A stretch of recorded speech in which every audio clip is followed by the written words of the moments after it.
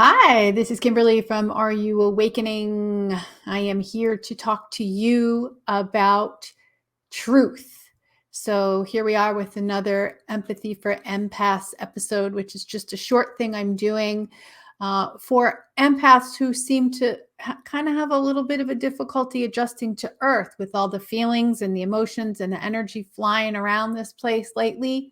It's really hard to sometimes get connected with other people and determining how you as an empath can help somebody with the knowledge and the understanding and the experience that you have feeling feelings.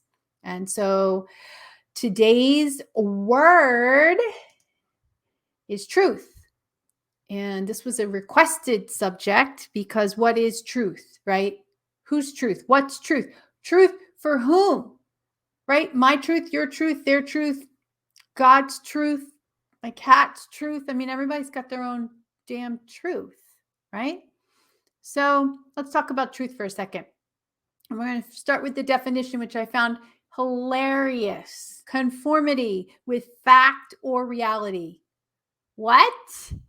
Who's fact? Who's reality? That's why nobody gets it. That's why nobody can define the damn thing, because it can't be defined. What is truth? But I grabbed some other definitions, which are equally messy. A verified or indisputable fact, proposition, principle, or the like. Oh, come on. Okay. So basically now we've determined that we have no idea really what truth is, right? Because what's a fact? A fact is something that you believe. Or if you get even deeper, it's something that someone has proven. Oh my God. Okay. Well, that's a big rabbit hole right there. So rather than diving into that rabbit hole, which sounds like a lot of fun, we're going to use that first definition, conformity with fact or reality, and explaining and understanding from the context of we have no idea what the hell that means. Let's start there. It sounds good. Now, what is truth? Whose truth? Is it my truth, my personal truth, or is it ultimate truth? And when you say you're telling the truth, whose truth are you telling? Right? So I was asked to describe this, and to be honest, I have to use someone else's definition because it makes so much more sense than anything I would pull up. And so I'm going to pull it up. And this is Bashar's 5 Laws of Creation. So if you're not familiar with Bashar, he is a Sasani being. He's an actual physical representation, another aspect of Daryl Anka, who channels him. You can read all about him and see his videos on bashar.org. He's living about 300 years in the future and is a contact specialist. So he lays down in his whatever equivalent of a bed is there and connects to help us understand greater truths. I used that word. I did. And so he was asked, what is truth, right? And he said, well, there are 5 laws of creation. And so I put them here. The first one is you exist. A total truth. It is a truth. All those Jean-Paul Sartre had it hard, man. He really tried so hard to prove that we don't exist. But even by taking the time to prove that he didn't exist, it's obvious he existed because you and I are talking about him. So that didn't work. You exist, and you always will exist. You will never not exist. Number 2, everything is here and now, and no surprise to you, everything is instantaneous, simultaneous, happening all at the same time. So linear time, as far as that's concerned, is just a little game we're playing here on Earth so that we can slow things down and recognize the consequences of our actions. Number 3, all equals 1 and 1 equals all. What does that mean? One, all that is, that's broken itself up into a bunch of little eyes and ears and noses and experiences, all just different perspectives of the one. And so you have all of everything inside of you, and everything inside of you has everything else inside of it, and all of it is one. Clear as mud, right? But I understand that you get it. I get it. I can feel that you get it. Number 4, what you send out is what you get back. That's typical law of attraction stuff. Energetically, it makes sense, right? What you send out comes back to you just like a boomerang. Okay? These are your 4 laws of creation. And the 5th one, just to make a mind F about things, is that everything changes except for those first 4. Now, I want to bring that last one up because I know that a lot of people start to feel doubt when they read that 5th one. What do you mean everything changes except for the first 4? Who wrote the first 4? Huh? And how do we know everything changes? So, I'm going to leave that to you because, to be honest, it's the closest that I have found when I ask my gut, when I ask my inner self, is this true what he wrote? And every single time over the years, yeah, it's true. And it's kind of a little bit of a joke, that last one, because yes, all of those things are immutable. They do not change. That is an ultimate truth. And everything else besides those does change. But it was added in there just kind of as a little bit of a like that. Okay. So now that we've discussed a little bit about the personal versus ultimate truth, does this agree with you?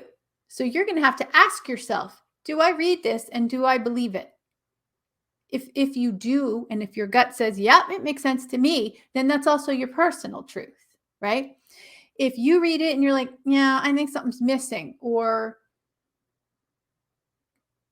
there's got to be more than that, it can't be that easy, right? Anything like that, then your personal truth is a little bit different. Okay. So you may have areas in which you still are exploring truth. Now, with that said, whose truth is true, right? The personal one, the ultimate one, Bashar's one, yours with something extra, number 6 involved in it, whatever that is, whose truth is true? And the real question here is not necessarily there's one truth that every single person has to agree with while we're here on earth, because that would be the most boring existence ever, right? What we're here to do on earth is to explore power, right? So whose true is really an exploration of power. And I'll give you an example. I know you know somebody, everybody knows somebody that is glued to the news. They have it on all the time. They got to find out what's going on in the world. They don't feel connected unless they know what's going on in the rest of the world. Okay? That's their connection. And the connection is that the news people know the truth. And they're broadcasting it to whomever is watching it. And whomever is watching it is putting their full faith in that as being truth. Right? So another can of worms right there, but it's a gigantic subject for us right now in who do we give our power to? Where does it go? Do these people have the truth? Does that person have the truth? Does Bashar have the truth? Where is the truth? Right?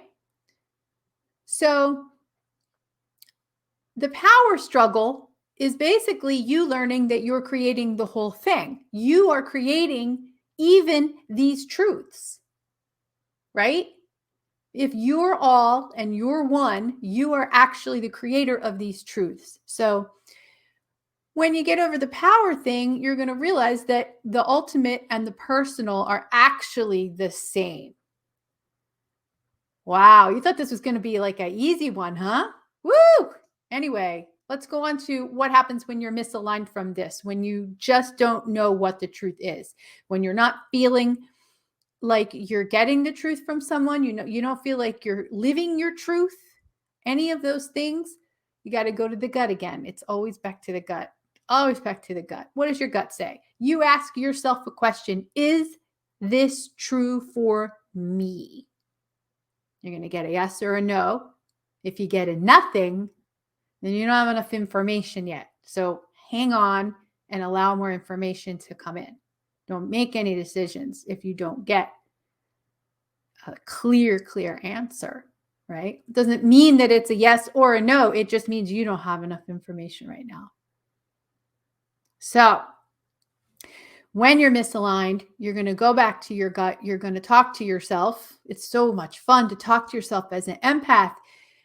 My team calls me the walkie-talkie because I walk down the street and I'm always talking to myself. They just think it's hysterical. I don't care anymore. Okay, so what happens when you're helping other people understand this concept of truth? They say, well, the news is saying this and they say this, and my father told me that he saw this, and so it's true, right? Or science says this is true. Fill in the blank, right? It's everywhere. Remember that they're exploring this power thing. They're exploring what actually creates truth in their experience. I mean, when you die, you're going to find out it was you creating the truth, right? It was you based on your beliefs. Your beliefs are, as Bashar says, just a permission slip, right? Even your beliefs are permission slips. This is true for me. This is not. This can't be true because I don't believe it, right? Think about all the times you said that. This can't be true. I don't believe that. It's not true. Okay. It's because you don't believe it. It's not true, right?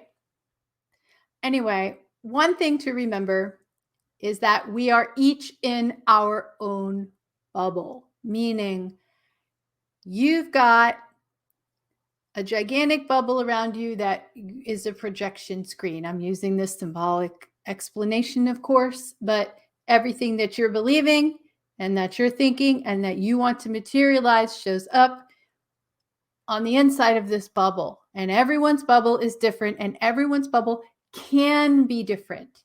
And you can all coexist. Sometimes you bump into bubbles. Sometimes other people bump into your bubble. Sometimes your bubbles get stuck to each other for a while, and then you do whatever you do when your bubbles are stuck, and then you separate again, right? And a lot of the times it's because somebody thinks something's true and somebody thinks something else is true, right? So allow other people to be in their bubble. Allow you to have your own bubble. You don't have to share your truth with anybody else. As long as you are living true to yourself, that's the most important part. You're going to be fulfilling your purpose here on earth, which is to grow and expand. And remember that you are all equals one, one equals all, and that you are built with love. So if that didn't confuse you, I don't know what did, but honestly, I wanted you to feel a little bit confused about the truth so that you can ask yourself, what do I think is true? I can't tell you what's true for you, right? I can tell you what's true for me, but I can't tell you what's true for you. So go sit on that, go hang out, go walkie-talkie yourself somewhere. Talk to your old uncle who watches the news and ask him, what does he think truth is? Find out what he says. That's going to be an awesome conversation, right? All right. Well, don't forget, always be yourself, your truthful self, all the time. Love.